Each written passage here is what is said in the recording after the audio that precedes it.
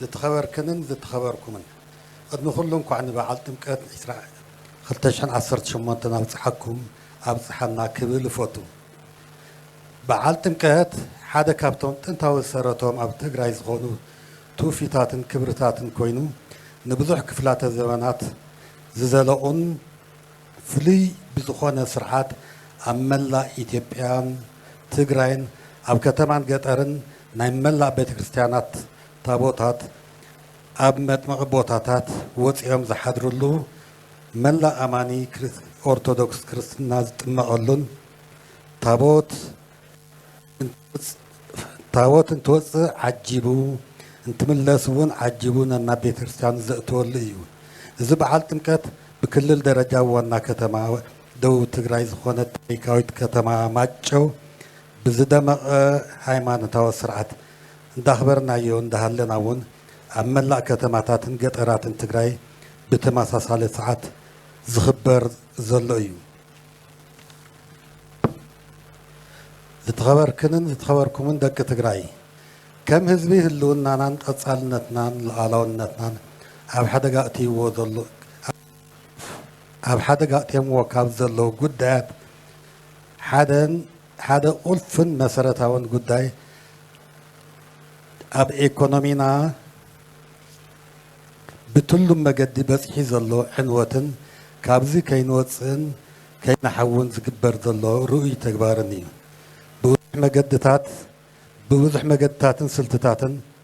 قلطفن نويحن سعبيناتهم عبي زخوانا ناي سرعتنيا منغستي دموزن هزبي بانكتات امينو اوزع اورون كي ترفه معه تنبير لنا له اذا خلو كم هزبي كابوشتنا اذا خلو كم هزبي كابوشتنا كفند زقبر ذلو مخانو نزخلو دما تجارو مخارتن كوينم تجراي مستحمست كره وزخلو السلطان كم زي هلوندا تفلته فتونات مسارحي كوينم زقل قلوم هلاهم نزي شجر يخودون يواصصون الله بخالي جز كابدق بفلاي معراب عالم أو داق محويت تجراي زمت زلوسن دقف انتهالون نزيون مسجانا زقباء انتهونن مسبت حنا زلو قدآتن حزون زقصل زلو معقبن انت النصاصر أبزي اتو زي بهال كوينو بزتارة خواه دقاف جن مسزبن عندا تمخرنا ملو بملو وتصيتاو بتخونا مقدي أو طقمي نوعلو لنا زخبركمن جزاهم محدار تجراي زل شجر مس فيدرال منجستي بمزراون بلزبن كفتح زلو ويلو كابزبل كفتح ايو كابزبل صنع امنات بتخطاتالين دافتنا مصيو ايو ازي صعرون حزي يكون بقص علي اطانا خيرك قصل الليو زي خوينو إذا محضر تجراي نحنا تجارو كابزلنا يو إيكونوميوي دقت كنحون داق مهنصت كون كنجبر النخل طرح انت يكونس تصفى ذهب إيكونوميوي معوالة كنجمرن كنبرخن نحنا دق تجراي وصان كده اندا تصاوتنا قبل اليو طرح ناي قدام دقاف انتولن تطعنا قداف كم زي سكننا بجبوت من رقاقات انت نخقلني نزي مسارات غيرو إذا محضر تقراي أو كلهم زفرات ايكونومين أم محضران فتحن صفعت مدوات حيزو تكبارون نمقار بقرصين النت تلعيلو الله زاقيدون زتابعو ملكتات مرأي جميرنا لنا كاب تقراي ገንዘብ ዝወስዱ እምበር ሃፍቲ ዘይውስኹ ኣባና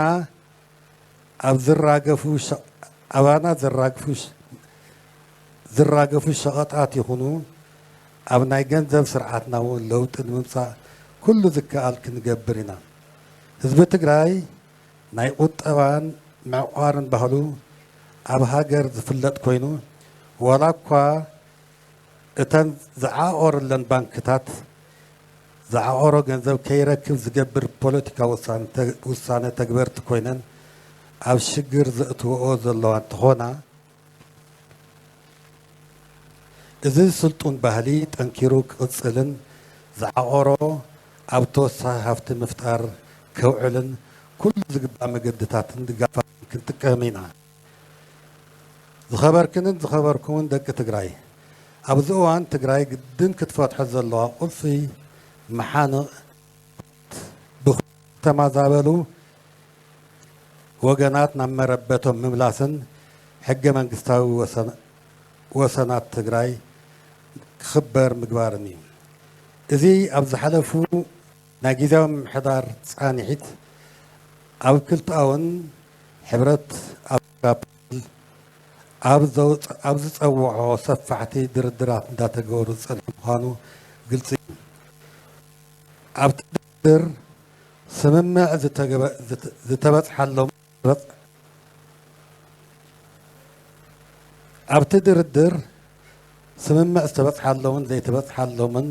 ከም ዝነበሩ እዩ ስምምዕ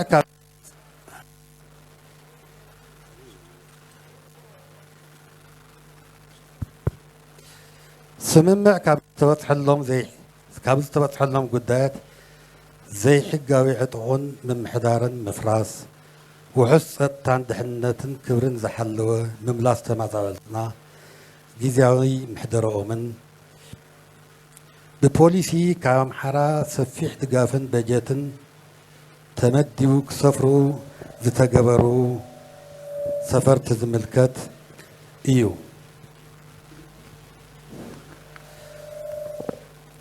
ስምምዕ ዘይተበፅሐሎም ድማ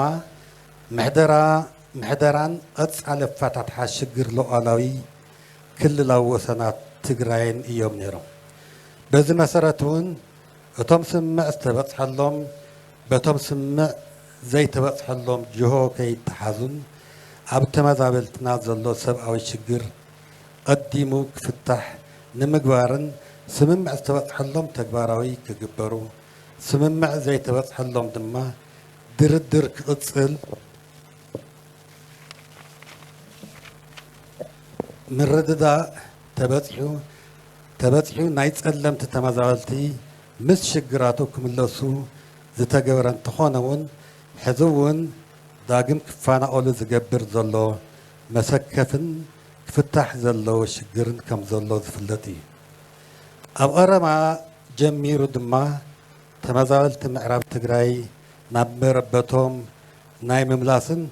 ኣብኡ ዘሎ ምሕደራ ናይ ምፍራስን ዛዕባ ይስማዕ ኣሎ ምዚ ብተዛመደ ኣብቲ ተመዛበላይ ይኹን ኣብኡ ዘሎ ዘይተመዛበለ ህዝቢ ኣብ ከቢድ ሽግር ከም ዘሎ ክድናቕ ዘለዎ ዝተዋህቦ ኣፍልጦ ኣሎ